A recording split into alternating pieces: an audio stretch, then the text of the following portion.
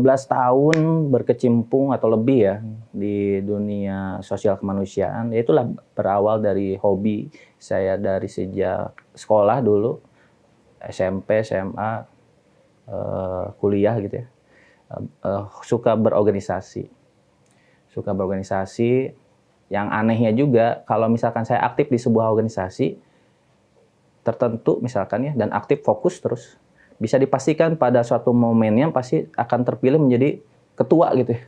Itu pasti itu kurang lebih ya dari SMP tuh kurang lebih seperti itu. Jadi mungkin senior-senior ataupun pengurus-pengurus kakak kita melihat pembelajaran ataupun sebuah proses yang biasa dialami sebuah organisasi untuk sebuah kaderisasi.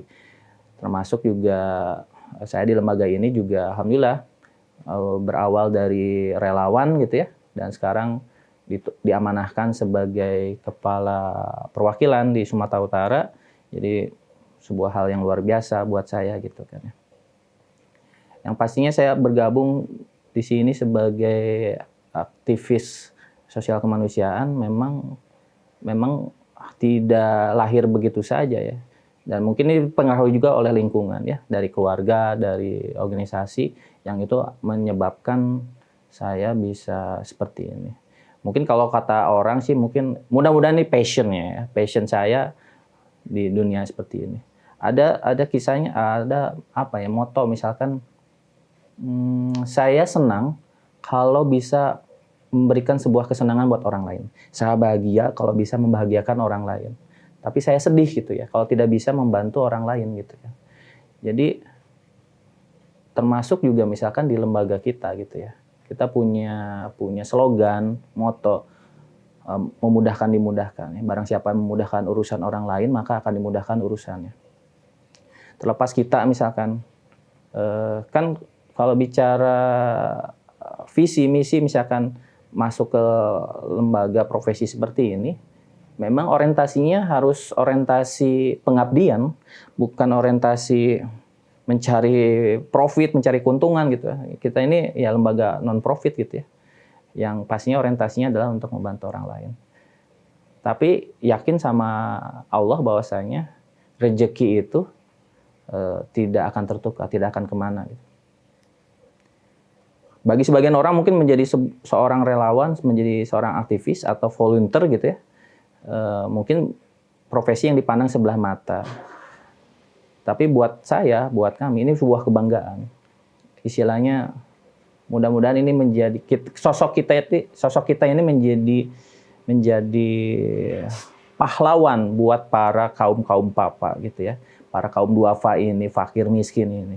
Kita ini dianggap pahlawan oleh mereka. Bahkan mereka itu menyambut kita atau istilahnya memberikan karpet merah ketika kita datang gitu. Padahal kita datang cuma dengan satu karung beras, misalkan dengan satu karung sembako gitu ya.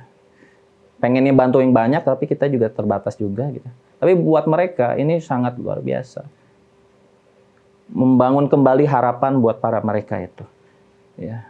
Terlepas dari kita para relawan atau aktivis kemanusiaan juga yang memang sebenarnya bejibun gitu masalahnya gitu ya. Kita membantu orang untuk melunaskan hutang, padahal kita sendiri juga banyak hutangnya. Kita membantu orang lain ngasih makan, ngasih sembako, padahal kita sendiri juga mungkin di rumahnya juga sembakonya juga terbatas. Nah ini pernah saya pengalaman, ini baru dibuka di sini juga sebenarnya. Kalau di forum terbuka ya, kalau di teman-teman di internal mungkin saya pernah disampaikan. Ada suatu momentum beberapa tahun yang lalu gitu ya. Saya masih ingat ketika saya harus memastikan anggota tim saya itu, saya cek rumahnya seperti apa, keluarganya seperti apa. Jangan sampai kita bantu orang lain, tetapi anggota kita juga misalkan kekurangan. Misalkan. Ada anggota saya misalkan yang rumahnya masih berlantaikan tanah misalkan.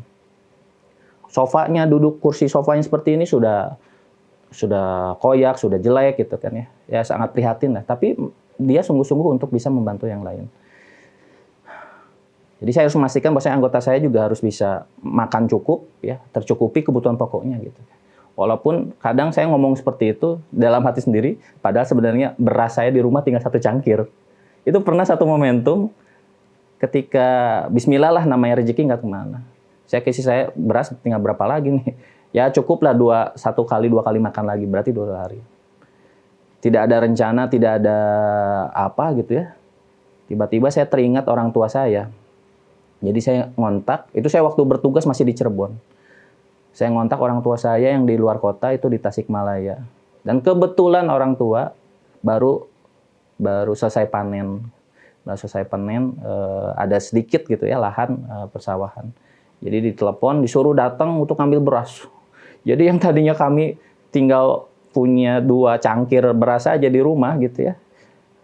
Dan alhamdulillah apa istilahnya? Mungkin doa orang tua gitu ya. Orang tua ngeling langsung ke anaknya, mungkin anaknya lagi kesusahan nggak ada beras. Akhirnya saya ngontak dan disuruh datang buat. Jadi saya bersepeda motor bersama istri dan anak yang baru berapa bulan waktu itu, kurang lebih 4 jam menempuh perjalanan dari Cirebon ke Tasik. Akhirnya pulang-pulang kita dapat beras lagi dan 1 bulan lebih lah kami bisa hidup beras. Ya banyak kisah yang bisa disampaikan. Ketika kita sedang kekurangan rezeki, ada aja rezeki datang. Itulah semangat kita bahwasanya ketika kita misalkan membantu orang lain, memudahkan orang lain, ya urusan kita pun banyak dimudahkan juga sama Allah gitu ya. Mudah-mudahan itu menjadi penyemangat buat kami, khususnya saya, untuk terus berbuat untuk umat ini.